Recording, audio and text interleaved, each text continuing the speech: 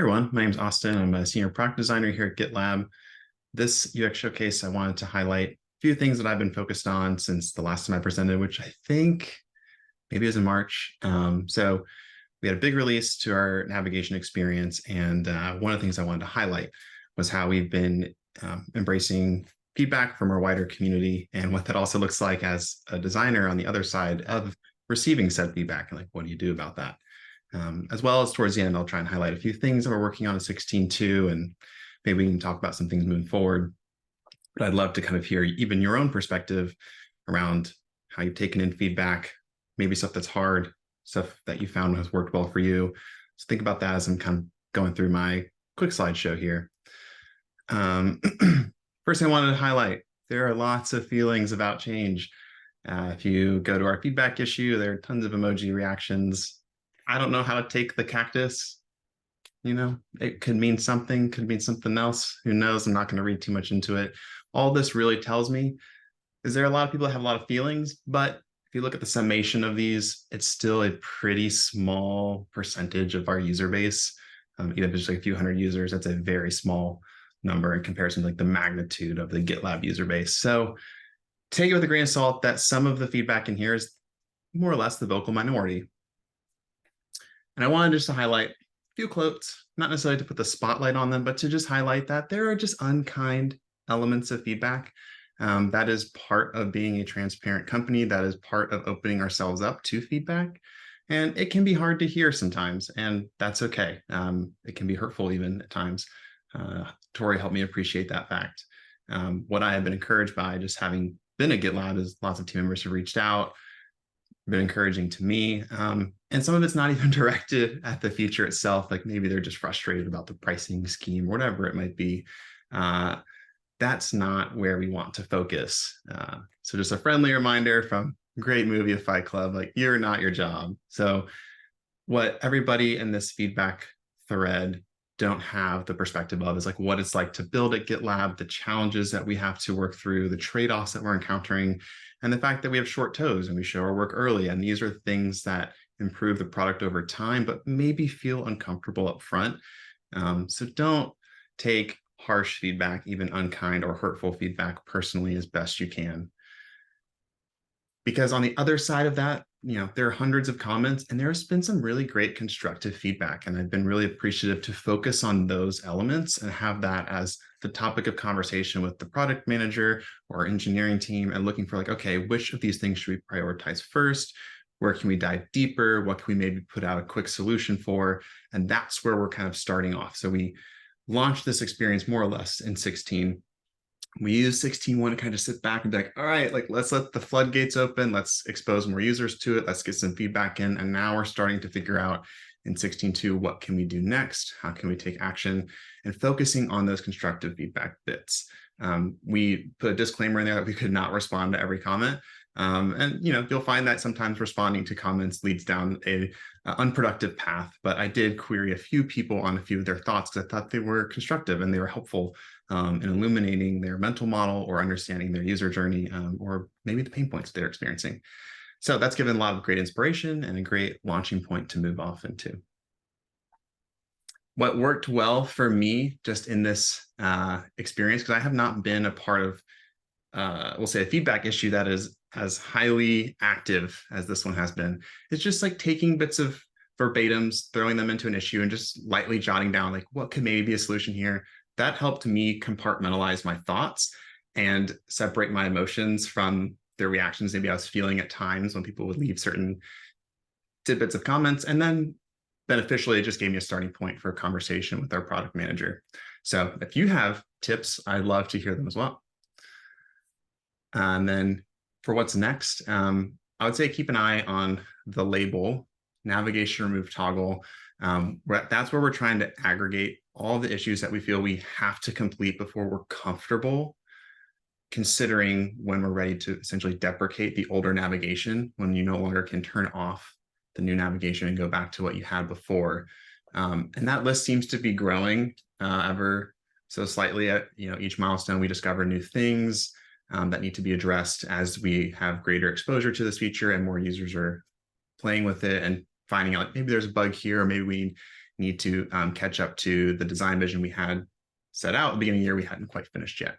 But 16.2, what I can say you can look forward to is like what I'm most excited about specifically is how we're supercharging the modal for the way you search and the way you move around GitLab. So some cool things is we're trying to make it more discoverable to find search, but also making it easier to switch your context, as well as bringing in a like several month, if not year old idea around the command palette. So we have the engineering spike that's behind a feature flag, which you could get turned on if you'd like to experience it for yourself. This will help you do things like jump to a page inside a project without having to even search through the sidebar, or apply. Hopefully in the future, we'll be able to do things like quick actions, or be able to find files. Like we're finding ways to bring in easy wins there, and then integrating that all into the same feature set so that it becomes more useful and less having disparate options around. So hopefully that gets you excited as well for some of the things we're working on. But there's a lot of stuff that we got going on in the navigation. So with that, I mean, I hope that gave you a little perspective on where I'm at, taking in that feedback, learning how to address it, as well as some of the things that we've got focused on 16.2. But I would love to hear any questions that you might have, or even tips you might have for me as I'm continuing to venture down this track. I have the first comment, which is neither of those things, but Okay. I wanted to give a big shout out to you, Austin.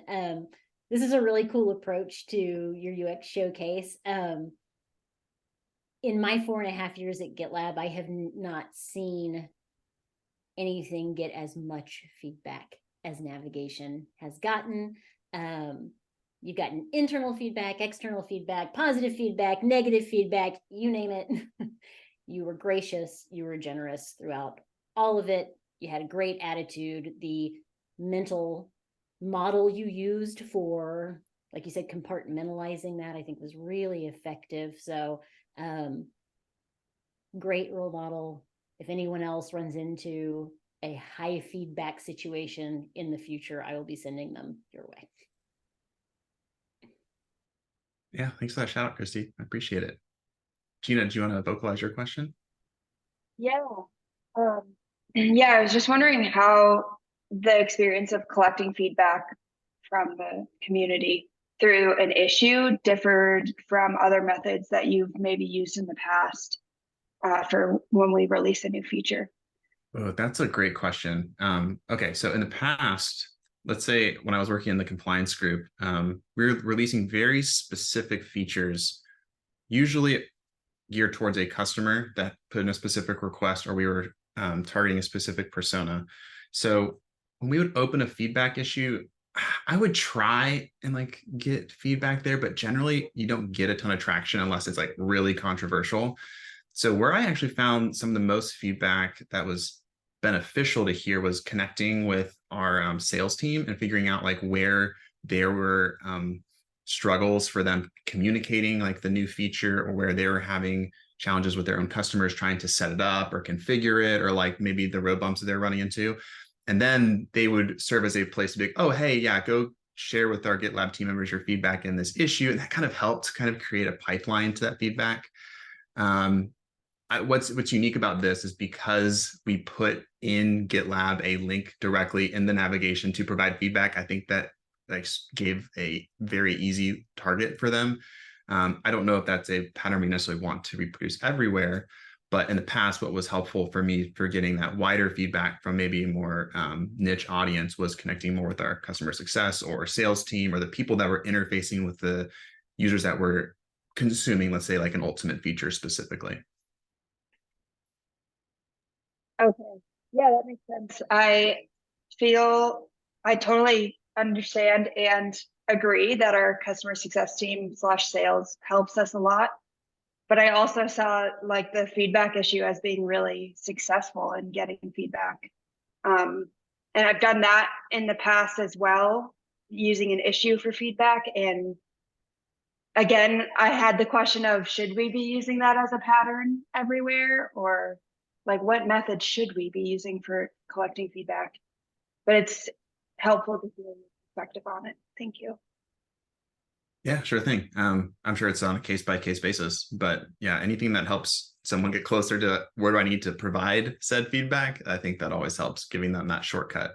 So I definitely seen it sometimes appear in those alerts on pages or in banners, or in this case, we put it in navigation specifically because it's related to navigation. But yeah, I personally love the fact that we are open to feedback from the wider community.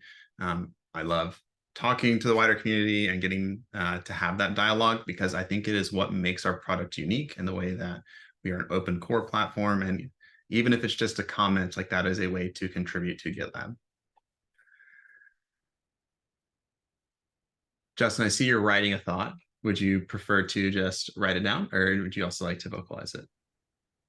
Yeah, I can vocalize. I'm not really sure how to ask the question, but I think I may figure it out. Okay, so for the AI stuff, we want to allow people to give feedback on the quality of the responses. Yeah. I've been feeling that this mechanism could be used as a component across all of our UI in general for what you're talking about, for instance. Yeah.